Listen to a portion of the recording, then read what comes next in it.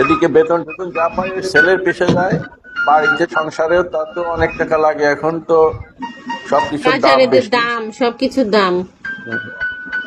হুম। এই জন্যে এই জন্য বলি চাকরি করে শুধু জীবনভর টেনশন করতে হয়।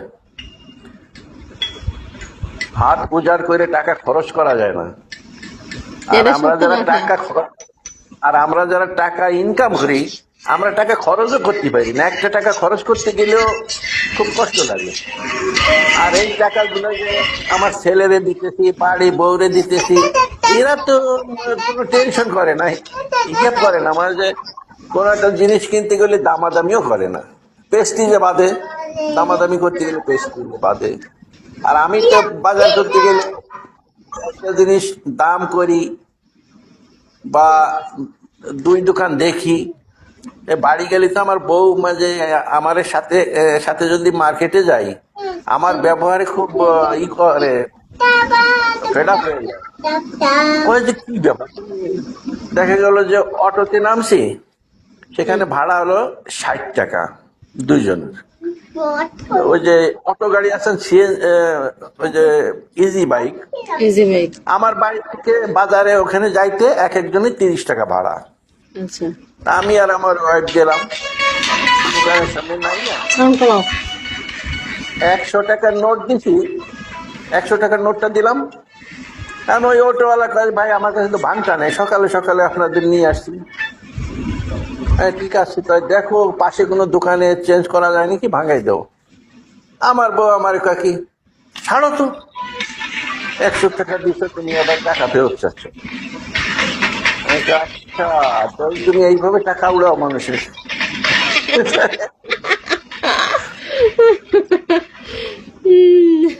এখন আমার একটা লুঙ্গি কিনে দেবে, দোকানে ঢুকছে, লুঙ্গিটির দাম ওই দোকানদার চাইছে 800 টাকা। হুম। আমি বললাম, একটা লুঙ্গি কি এত দাম নাকি? আগে তো আমি যখন দেশে থাকতাম একটা লুঙ্গি কত, 100 টাকা, 150 টাকা এরকম। বলছে যে, বললাম যে, না না সেই যুগে নাই, এখন অনেক দাম। হ্যাঁ। আচ্ছা 800। তা আমি বললাম ঠিক আছে ভাই, 500 টাকা দিই। হুম। তো বেটা কয়, না ভাই 500 টাকা দেওয়া যাবে না। আমার হুম। বউ কয় কি, আরে তুমি কি শুরু করলা, এত দামাদামি করে মাল কেনা যায় নাকি? এবার 700 টাকা দিয়ে দিলাম। এইরকম। এখন মনে করো আমরা যারা টাকা কামাই করি, বুঝছো, আমরা খরচ করতে গেলে খুব কষ্ট লাগে, খুব কষ্ট কষ্ট লাগে। লাগে, এটা সত্য কথা। আর এই টাকা তো আমরা খরচ করি না, আমরা খাইতেও পারি না। এই যে যে লাখ লাখ টাকা কামাই করতেছি, বেতন পাওয়ার পরে টাকা যে কোথায় চলে যায়। কোনো হিসাব থাকে না, যা যেমন ইনকাম তা তা তো যারাই খরচ। চাকরি করো, আমাদের টাকা হলো সীমিত, গোনা টাকা, যে মাস গেলে এত টাকা বেতন পাইতেছি। হ্যাঁ। আর ব্যবসা করতে গেলে তো গোনা টাকা না, কোনো সময় বেশি হইতেছে লাভ, কোনো সময় একটু হ্যাঁ, কম কোনো সময় হইতেছে। কম হইতেছে এমন। ওটা হলো বিক্রির পরে, বেচা কেনার পরে ডিপেন্ড করে।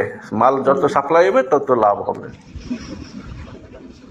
সবাই লাভ করতে পারে না দাদু, অনেক মানুষ আছে বুঝলেন, আমি তবে দেখছি আমার তবে জীবনে। বাংলাদেশের পরিস্থিতি বর্তমানে সব সেক্টরেই খারাপ, ব্যবসা হ্যাঁ, বাণিজ্যের হ্যাঁ, ক্ষেত্রেও অনেক খারাপ। এই যে হ্যাঁ, আমার বন্ধু বান্ধব কয়েকজন দেশে গেছে, ওরা তো এখন আমার ফোন করে আমার বলে যে, ভাই পরিস্থিতি কি, দুবাই ভিসা চালু হয়েছে কিনা, যাওয়া যায় নাকি? আমি বললাম, ভাই দেশে আছেন ভালো আছেন, আমরা বিদেশে এত বছর করতেছি, এখন তো বিতৃষ্ণা লাগে, এখন তো সব তৈরি হইতে চাই, কিন্তু বাধ্য হয়ে থাকা লাগতেছে। এই ছেলেটার পড়া শেষ হইলে ফেরা যাইতে পারবো। হ্যাঁ, হুম, এরকম অনেক আটকা পড়ে আছে না। এই রাজশাহীর এক ভাই আমার, সে দেশে যাইয়া হুম। ইলেকট্রনিক্স দোকান দিছে, ইলেকট্রনিক্স পার্টস পাতি, যেমন কেবল, ভাল, এগুলো আর কি, সুইচ, ইলেকট্রনিক্স যেসব বিল্ডিং ম্যাটেরিয়ালস।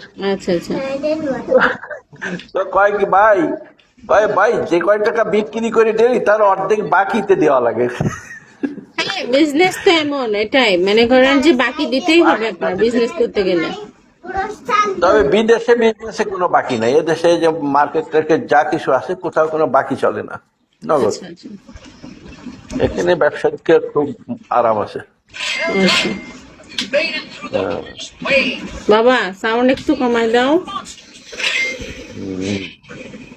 তবে যশোরে যশোরে একটা জিনিস ভালো, বাংলাদেশের সবচেয়ে বেশি সবজি উৎপাদন হয় যশোরে।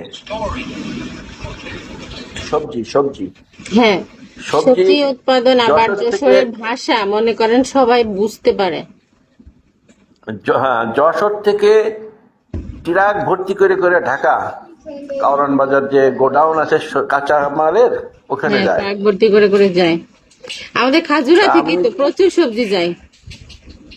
তারপরে আরেকটা জিনিস, খাজুর, খাজুরের রস, খাজুরের যে গুড়, হ্যাঁ হ্যাঁ, খাজুরের বিখ্যাত গুড়। যশোরে। আরে আমি করছি কি, একটা মহিলারে বলছি কি, তোমার শীতের season, তখন তো গুড়ের দাম খুব সস্তা, কত 20 টাকা মনে হয় কেজি এরকম। তো হুম, এখন তো অনেক দাম। এখন তো 700 ওই 800 সময় টাকা করে।